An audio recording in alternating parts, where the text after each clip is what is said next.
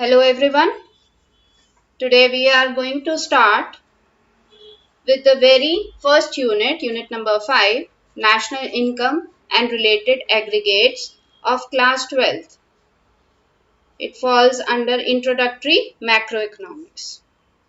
Now first you should know what is macroeconomics. Macroeconomics क्या है?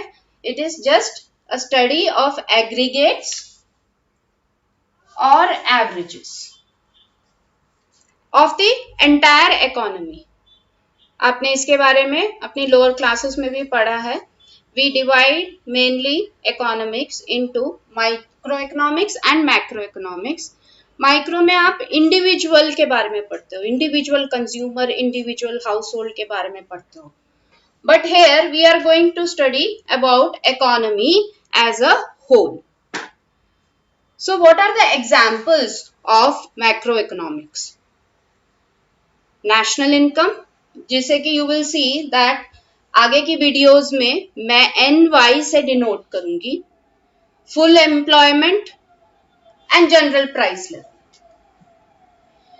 Now who is called the father of macro economics? Modern macro economics के बारे में सबसे पहले लॉर्ड JM केन्स ने लिखा in his book general theory of employment, interest and money.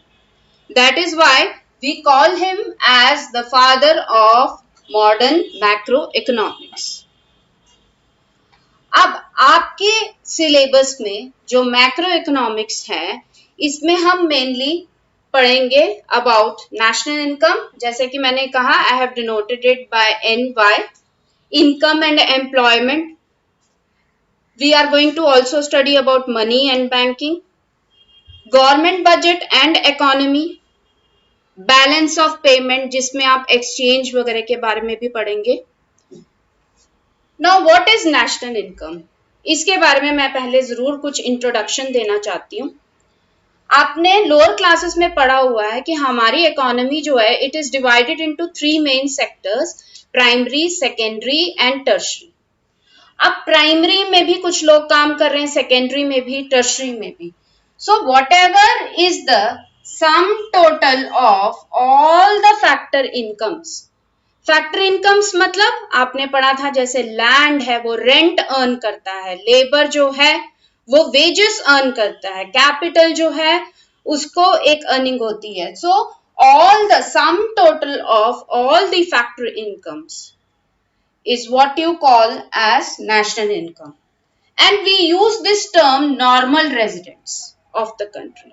So whatever the normal residents of a country will earn during a period of 1 year, 1 accounting year की बात कर रहे हैं हम, इससे ज्यादा की नहीं.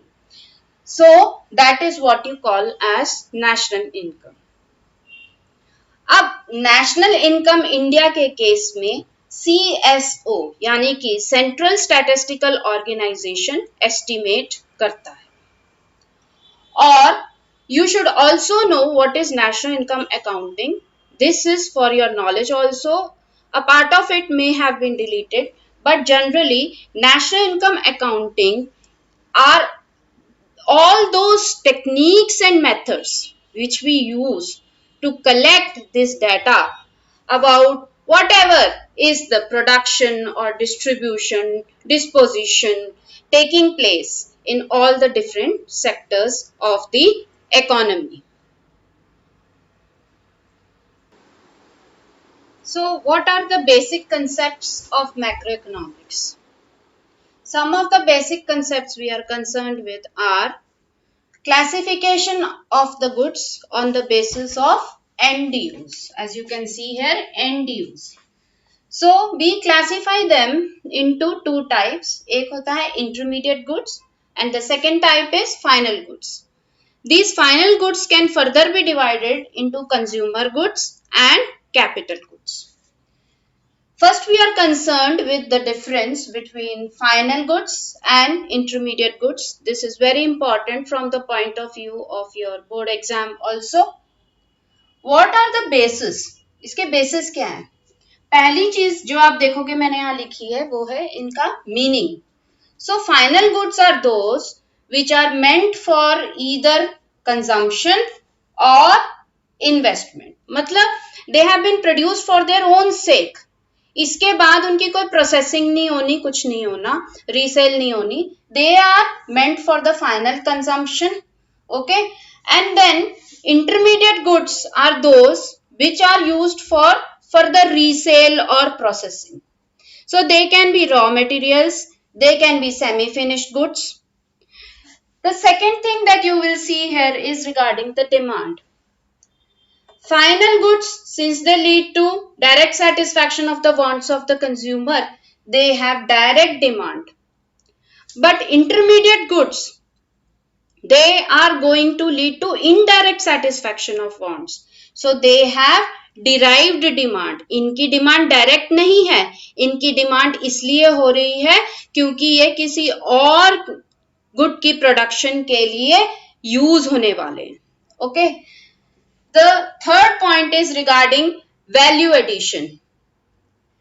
No value is to be added to any final good. जो जिस फाइनल फॉर्म में वो है, they are ready for use. On the other hand, the value is yet to be added to the intermediate goods. That is, they are not yet ready for sale. They have to be maybe processed further. So, there has to be some value added to them. And the last thing is regarding production frontier. If you remember, आपने 11th standard में PPC curve की थी, production possibility curve. तो जो goods इस frontier को, इस boundary को क्रॉस कर चुके हैं, those are the final goods. Those which are still inside, which are still within the production boundary और production frontier, they are the intermediate goods. अब इसे फर्दर हम एग्जाम्पल की मदद से समझना. अब ये जो डिफरेंस है फाइनल एंड इंटरमीडिएट गुड्स के बीच का, we will try to understand it with the help of an example. Let us just take bread. Bread अगर मैं जाती हूँ खरीद के, शॉप से लेके आती हूँ, I am going to use it in family, maybe to make some sandwiches और may be eat it with some peanut butter. So that is my final good. At the same time, let me take example of a sewing machine. मैं घर पे लाती हूँ, I am going to stitch some clothes with it. Then that is also a final good. But if we talk about the wheat flour or the maida or any other thing which has been used to produce that bread, that will be called as intermediate good. Similarly, you need to keep in mind that the demand that I am creating for bread is direct, while the demand I am going to create for that wheat flour or maida will be indirect or derived demand. So this is how we can give the differences between the final and intermediate goods with the help of an example.